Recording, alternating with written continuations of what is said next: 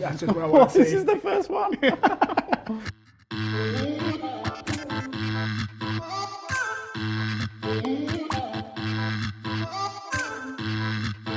Hey guys, welcome to Question, Wings and Things, Season 3, Episode 6. I've got Shannon Hautot here with me today. He is the co-founder of HungryHungry and Automate as well. Welcome, Shannon. Thanks, James. Cheers, mate. Cheers, mate. Thanks for having me. Thanks for coming on. How are you feeling for this? Balzal chicken is one of my favourites, so I'm really excited. Well, I'll tell you what, it's not going to taste as good with this on, I don't think. Let's start. Are you doing the honours? Yeah, I'll do the honours there. So I've got to try and punish you more than me, but I'll try and make it even. Bottoms up, mate. Bottoms Let's get up. stuck into it. Right, so we'll dive into it. So you co-founded two very successful hospitality businesses, HungryHungry and Automate. Yep. Talk me through the journey. Where did it all begin? I don't know if I can talk already. I told you, I love it, but it doesn't do well for me. So we started Automate actually in a garage. It's one of those Hewlett-Packard stories. We started off in uni, and It's got me as well. this is the lightest one. I know, yeah. We love the industry of hospitality. We love food, clearly. Yeah. And one of our co-founders had restaurants, and we just saw the technology, and we did that sort of entrepreneur thing where we just looked at what's out there, and we went the arrogant kind of, we can do better than that. Yeah. It's got to change. Something has to change in this industry. So we decided, let's jump in and do it ourselves. Yeah. And that's how it all started with Automate. And 15 years later, we're one of the biggest point of sale systems in Australia. Very proud. We've got quite a lot of customers all around Australia, New Zealand, even in Dubai. It's creeping up on you. What do you recommend? The milk, the water, the beer? I think just slosh it all in one, to be honest, man. I'm going to go to milk now. But a couple of years ago, we saw the winds of change coming. Yep. And we saw that there's a different change, a different power shift where restaurants, they've got to get on board with the technology, and that's where we went, okay, consumers, they're the ones that want to play with technology. They're the ones that are already using their phone 24/7, especially the younger generation. And so we decided that sort of technology should be brought into the restaurant. We should all be using that, and that was sort of the impetus, the birth of HungryHungry. Yeah. It's bringing technology into the restaurant for good as well, not just so they can sit there and play games. We try the next sauce, or? Oh, mate, tell you, how'd you find that one? Hot, really hot. It's good to kind of speed through it. Oh, this one's looking even more hot. I'm moving on to a different one for you. Bottoms up. It's got good flavour. Yeah. It's hot. I can feel that one. Shit. The dreaded COVID. Obviously, it impacted so many businesses in hospitality, especially. And lots of businesses try to pivot. So, I mean, how did you manage to, I suppose, survive and pivot to make the business as successful as it is? It's a great question, but you know how much thought we put into it? None. We heard that announcement of the lockdown. We kind of saw it might be coming. Yeah. Oh, shit. Yeah, mate, take your time. We saw this lockdown coming. We saw the idea of it happening. We actually thought, nah, it's not going to happen. They can't lock down a whole country. And then they did. And we just went into pure survival mode. So we didn't put any thought about, do we hibernate? Do we just wait it out? No, we just decided, nah, we've got to look after our customers. They're our lifeblood. They're what we live and breathe for. This is what we get up in the morning for. And we decided, let's just do whatever we can to get them up and running. And we were basically fielding calls. Hundreds of customers a day were calling us. Yeah. And just saying, we've got to get online. And so we were just like, we didn't even think about it. Yeah. So it was almost like a 24/7 operation. It literally was almost 24/7. We had people all over the world just chipping in, doing massive amounts of hours, and just doing whatever they could. And it was like the worst time and the best time. It was absolute chaos. It was crazy. But then we'd have such a roller coaster. We'd be working with Maryvale. We'd get a call from Maryvale, who we've wanted to work with for 15 years plus. And then all of a sudden, we're helping them out. Seeing Justin Hammer is doing his Instagram, and he was just so excited to be, opening just for takeaway. We had Francois, who's never even ordered takeaway before. Don't even know how to order takeaway. They're going online and doing pickup and delivery. It was an amazing time. It was a crazy time. Stressful for everybody. We stressed the whole team out. But yeah, it was something that allowed us to grow pretty quickly. And as you said, we've gone from like 13 people at the start of the year, last year, now we're over 70. Yeah. And we're still growing. So yeah, and I think that's part of the entrepreneur's journey, is that you can't always get too held up on what did you do yesterday, what did you do last week, what did you do last year. Yeah. If an opportunity comes ahead, you've got to take it by the horns. Yeah, we'll have a little beer sip break. How was that one? Hot. My whole mouth is burning. Yeah, I think it's been in my mind as well because I can't think. On to number 3. What's the flavour of this one? Just hot? Yeah, I think it's just burn your tonsils off. Bottoms up, mate.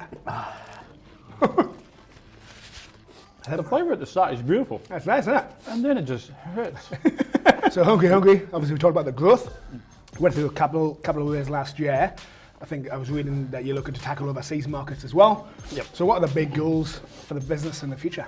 Well, the beauty of, I think, of what we do with HungryHungry is that we're a multi-channel sort of platform. So we work in anything from like little tiny food trucks to bars, cafes, restaurants, pubs, even into stadiums. And we do lots of different things in there. We call it fulfillments, that's our nerdy term. But like you might have a restaurant that does just takeaway and pick up and delivery, but you might have a restaurant that does ordering at the table. You might have one that does counter service for ordering at the table. So we've got that ability to chop and change and to switch it up a bit. Great thing about that is it's almost COVID proof. In lockdown times, like over in the UK, we've got the ability to switch over to pick up and delivery like what we did here in Australia. Coming out of lockdown, we've got the ability to keep that going, which is great revenue generator for restaurants. Keeps them, keeps the lights on. Yeah. However, after that, when they're allowed to have people back in the restaurant, we can switch on that order at table thing. Yeah. And that's where our real passion lies, in that kind of changing the way that a whole industry has worked for hundreds of years and making it better for consumers as well as for merchants, as well as for staff too, which are usually forgotten about. We're interested to see what international markets will bring to us. We've been overseas before with other products, and it's really something that we're also very passionate about, going international. But right now, it's Australia, it's the UK, and dabble a little bit in the US. How was that one? I think they've all been pretty hot. Right, we're going to number 4. All right, go ahead. This one's called Megadeth. Ooh. I mean, I say sorry, but I'm not. 2 left. Oh, there's no flavour to that one. It's just heat. Number 4, you obviously are very passionate about the hospitality industry in general, and not many people get to follow their passions in life or in business. So I suppose, what is your biggest bit of advice for any budding entrepreneur to start something up? 100%, it's all about passion. If you're not passionate about it, don't do it, don't get into it. Having said that, you've got to temper that passion with, common sense as well. So you've got to make sure you get that right balance, because you can always head down a path and just keep going and going and going because you're passionate about it. But, like at the end of the day, you've got shareholders to report to, you've got, staff that are looking up to you. You've got to balance that and temper that. So always follow your passion 100%. I wouldn't recommend, if you don't wake up in the morning and love what you do and want to come to work, if you call it work, actually, that's probably the bad thing. Yeah. Part of being an entrepreneur, it is a 24/7 thing. You get phone calls at any time of the night. You get ideas at any time of the night. And then you end up, which people don't like, you text and Slack those ideas to everybody else. But, you can't help yourself. It's like, it's like being an artist. You've just got to get in front of the canvas and get it done, right? Yeah. If you're not in front of that canvas, what are you doing? So if you're not living and breathing that industry, living and breathing the whole product, the team, everyone you work with, the customers, then just get out of it. Yeah. So you make sure it's what you really, really, really love doing. We'll quickly dive into the next one. Oh my God. Did you say there's 2 more? There's only 1 more. There's right? 1 more, yeah. Oh, look at the colour of this one. Right, there you go. Oh, the crescendo. God. Has anyone quit? No, not yet. Right. Okay. So you can't be the first. Right, okay. Right, so we'll crack into this. If I'm on the floor, easy. That was easy. Yeah? But it's going to come back, isn't it? Let me try a bit more. What has been your biggest fuck up? Is the question I'm going to ask. I make mistakes all the time. Our team make mistakes all the time. We all make mistakes all the time. We've made huge mistakes. I couldn't even list the mistakes. But I think that's the thing. You've got to get up You got to keep going. Like, there are setbacks every day. And I think the biggest thing is keep your team together. Because you'll always make mistakes. And it's how you deal with those mistakes. It's what you do after the fact that is the important part. Yeah. If you make the mistake and you run away from it, you'll go nowhere. Oh, wow, I'm really done. Yeah, I'm the same, yeah. Oh, wow. I mean, literally, I make a mistake getting out of bed in the morning sometimes, right? Those mornings where you just shouldn't get out of bed. Like today. Today. I always find there are so many people out there that want to stop you from doing what you're doing. If you in here allow that to affect you, you're a goner. Yeah. So you just have to be tough. And you know, you're not always tough. It ebbs and flows, it goes in waves, but you just got to remember why you get into this. Yeah. You know, if you're doing this for the right reasons, then pick yourself up and keep going. Yeah. You'll definitely make mistakes. If you think that you'll never make a mistake, you'll never get anywhere. So I think embrace the mistake. Yeah. Enjoy the mistake.